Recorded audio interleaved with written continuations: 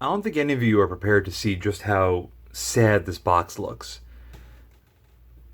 Yeah, I know. I'm heartbroken too. And so is Sparks, who is the Patreon provider that sent this over for review. When he saw the box in this condition, he was not too pleased, to say the least.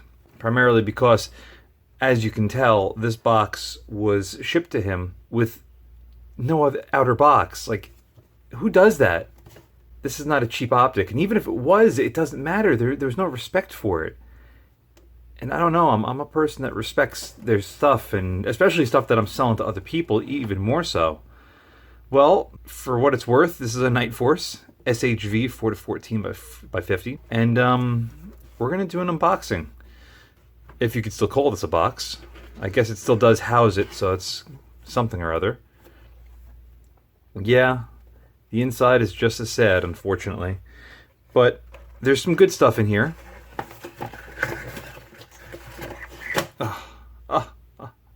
Poor box. I don't believe these caps come with it, but these are Nightforce branded caps. These are actually really nice. They are tactical tough, but made by Tenebrex in Canada. The front is threaded, if it'll focus, and it's adjustable. So you get the threads on there nice and tight and you can adjust it.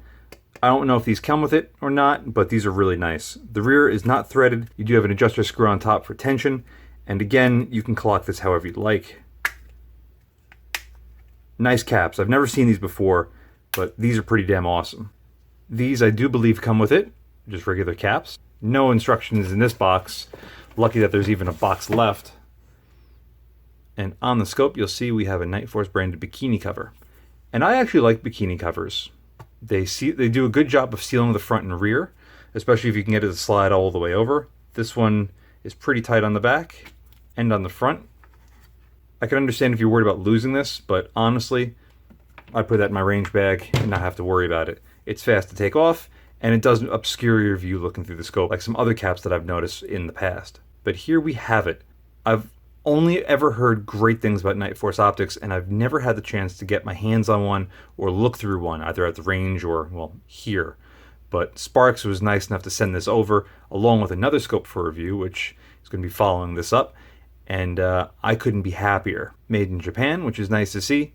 I've noticed that with Nightforce, they're either made in the US or made in Japan. So you're going to be getting quality as far as that is concerned. Right off in the back, ocular adjustment is tight and smooth. No wiggle whatsoever.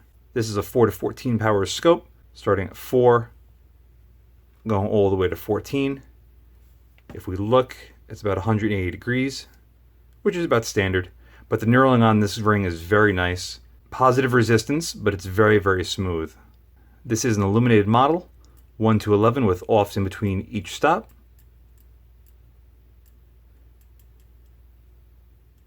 Ring is pretty tight. You can hear the detents on the switch, but it's sort of mushy in between all the settings.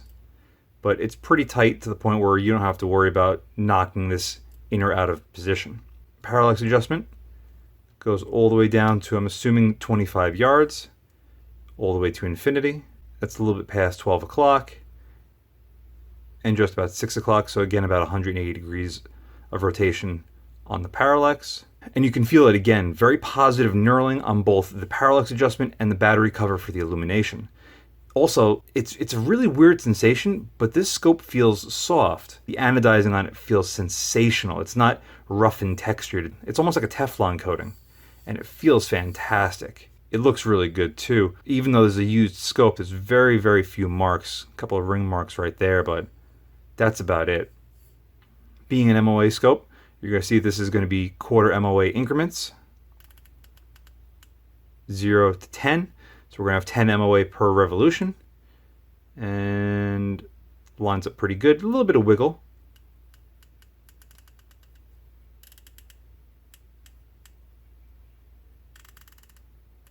Nice positive clicks. And once it's in there, there's very, very little wiggle. Little to none, I would say.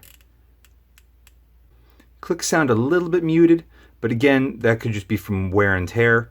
But it's still very positive, and it takes a really good amount of pressure to turn it. It's not so tight that you'd have to worry about throwing off your shot or anything like that, but it's not so little that you have to worry about it being turned by itself. The windage is capped. Again, quarter MOA increments.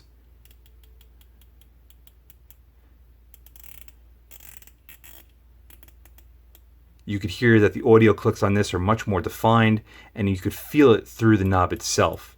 Each turn is a lot more sharp, and it snaps into place, whereas opposed to the elevation is a little bit more muted in between. Very little wiggle. When it goes to wiggle, it literally wants to skip to the next notch, so this feels extremely good. Let's take a look at the glass. The first thing you're going to note is that this is a first focal plane scope. If you are looking to buy a Nightforce scope used, be careful because a lot of them are second focal plane. If you do not know what the difference is, first focal plane is as you adjust your magnification, the reticle will adjust with it. So it's constantly in 1-to-1 ratio. Whereas in second focal plane, typically it's your highest magnification is when your reticle is the proper ratio. The second thing you're going to notice is that how much of the body of the scope you could actually see. And it's a lot. I don't know if it's this particular model, but you see a lot more of the scope body on this than you have on almost any higher magnification scope I've reviewed so far. However, the reticle is very nice. I love how it looks. It's very clean. And even though the illumination is not really daytime bright, I kind of like how it's just in the center. But at that point, I wish it would be a little bit brighter than what it is.